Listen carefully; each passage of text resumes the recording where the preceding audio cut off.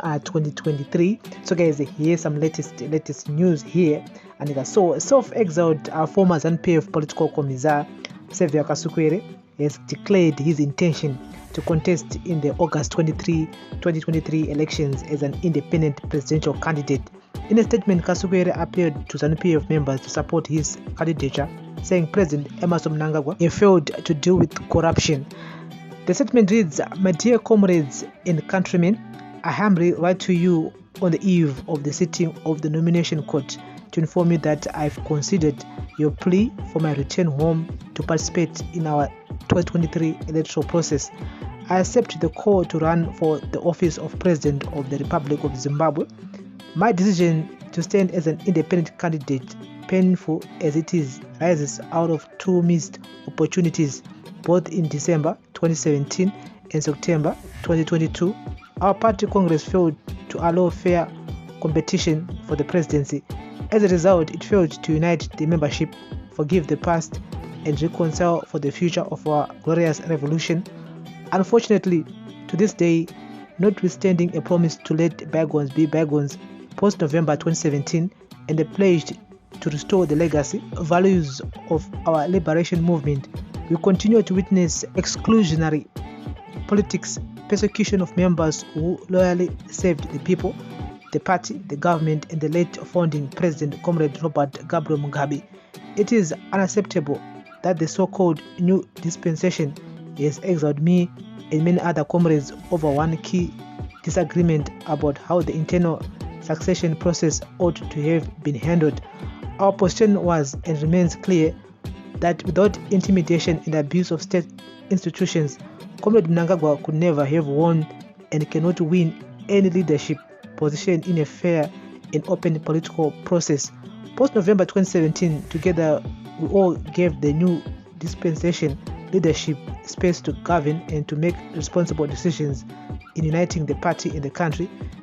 In his 2018 campaign, Comrade Mnangagwa promised to deliver health care for all, electricity, he promised youth jobs, he promised educational reforms, he promised modern railway system, he promised to mechanize, modernize and grow the economy, he promised to conduct social and security reforms and predict our international re-engagement needs. On all counts, he has failed in his own promises. The question for the party is whether Comrade Mnangagwa must be allowed to fail for another 5 years at the expense of the people of Zimbabwe. The country cannot afford another 5 years of toxic political differences, a failed economy, and social strife. It is time to settle this by throwing this matter back to the people through this election for them to make a choice between fear and hope. His conduct as party leader and state president is averse to the core values of the liberation movement of inclusive, open, and transparent politics. His tenure and leadership style so far have left our party structures, the main wing, the women's league, the youth league, badly exposed and threatened by corrupt, foreign, hero-worshipping for ED structures which undermine elected national, provincial leaders and are disrespectful to our traditional leaders. In his own words, he advised President Mugabe that the party is not your personal property nor that of your family, and let alone the country. The leaders of these dodgy for ED groups have unlimited access to Comrade Mnangagwa and unlimited resources while the party structures remain unfunded. We have witnessed these developments, we have seen the photographs of their flamboyant lives and association with Comrade Mnangagwa, and we have not been allowed to openly question these shenanigans. We need to renew politics in our country, reasset and give back power to the people. Comrade Mnangagwa must give the party a chance to choose between the future and the past, between hope and fear. Among the issues raised to justify Comrade Mnangagwa's attack on President Mugabe was that the latter was surrounded by criminals.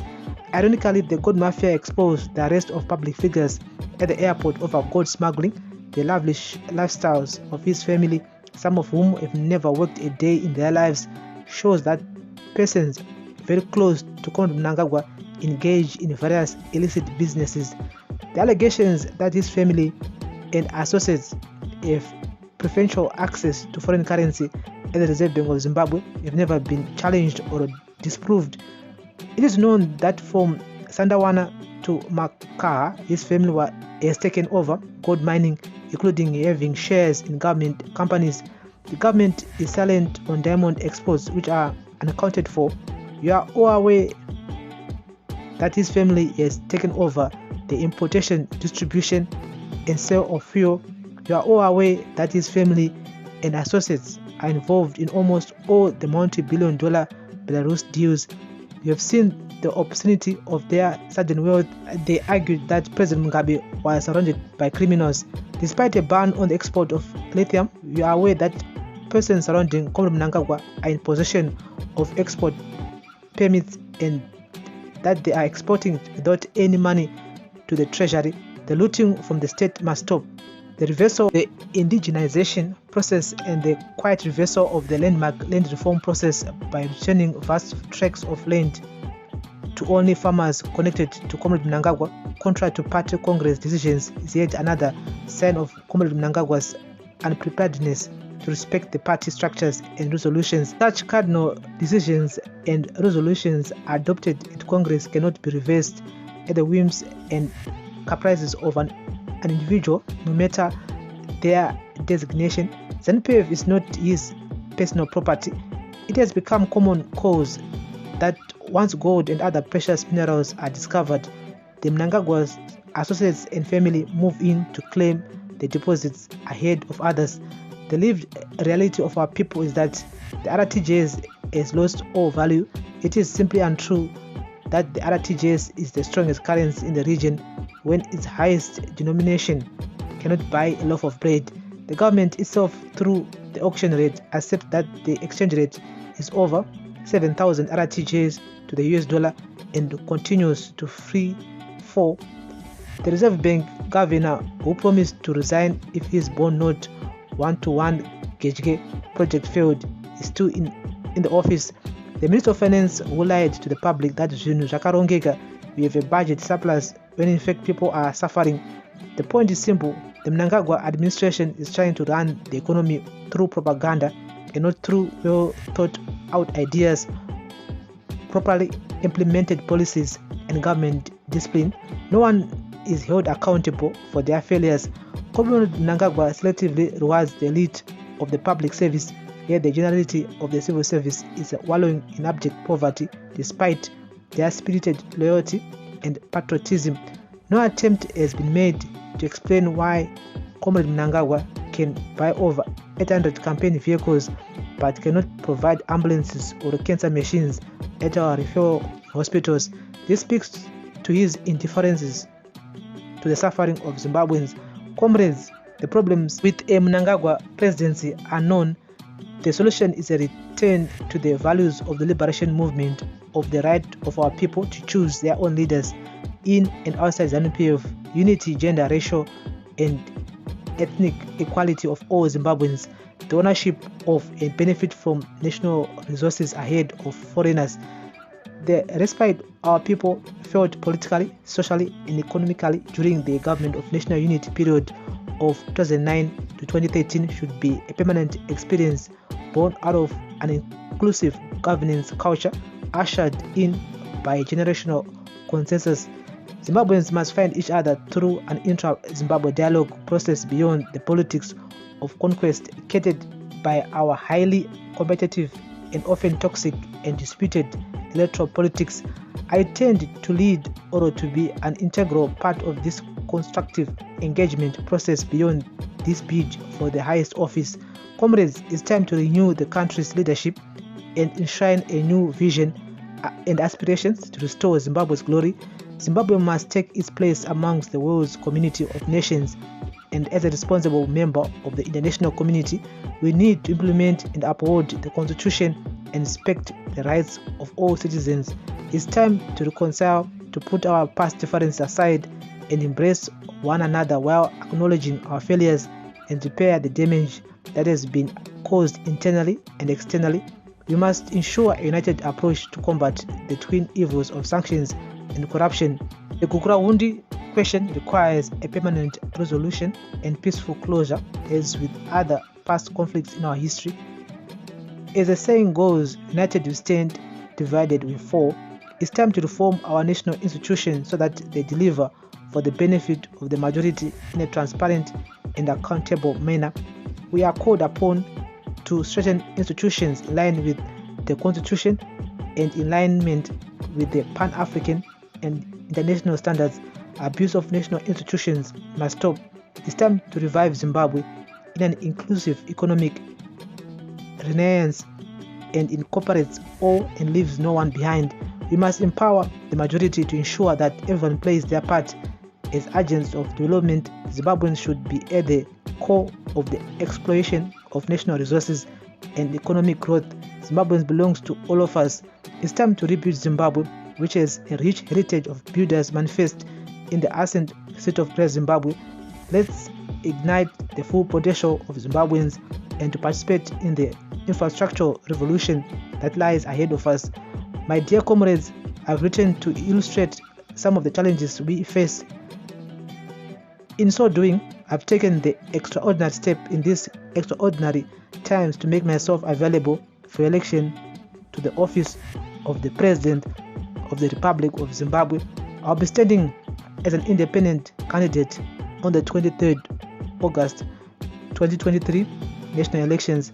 In doing so, I will be proceeding to file my candidature in the nomination called in Harare on the 21st of June 2023. Please join me in the fight against fear and pursuit of renewed hope for our beloved country Zimbabwe. God bless Zimbabwe and all her people. It's time for hope to take over fear. Saviour Kasukuwere, presidential candidate. So guys, that's the latest here. So my personal views is that half of the statement is about Zanu.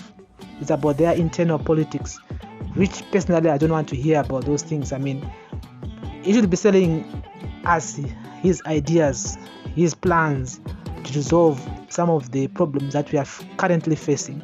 So Mugabe, I mean, no one cares about that. I mean, since 2017, when he talks about corruption, I mean, himself, he is not clean at all by the corruption. He needs to explain to us first how he managed to build that big house with maybe 15 rooms, 15 bedrooms or whatsoever. I mean, the man was living lavish during Mugabe time. To say that the current politicians are varikudya sure mashoasho vari kutodya zvimwe zvikubuda mapepa nhau zvimwe zvakadiscover pagold mafia, which is 100% true. I do agree with him in this statement, but truly he was also in the same gravy train. So munhu akazongokikwawo bhutso mbabuda mugravy train, but he was part of the whole situation. So as much as I'm so excited about him joining, him being the option that we needed, remember we need so many politicians to be on the ballot paper because we need to have different options to choose from. And yes, election, it's time for us to go and vote for our favorite candidates. And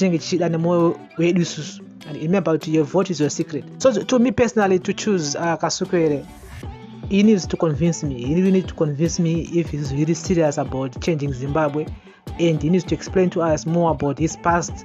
How clean is he when it comes to the corruption? I mean, he needs to come up with good ideas. He needs to sell us these good ideas, and I think Professor Jonathan Moyo will be behind him and other comrades who are in exile. And they are South Africa, Kenya, Nairobi, wherever. I mean, there are so many self-exiled former Zanu members, and some Zanu members actually active in Zanu. They'll also be rallying behind Kasukuwere.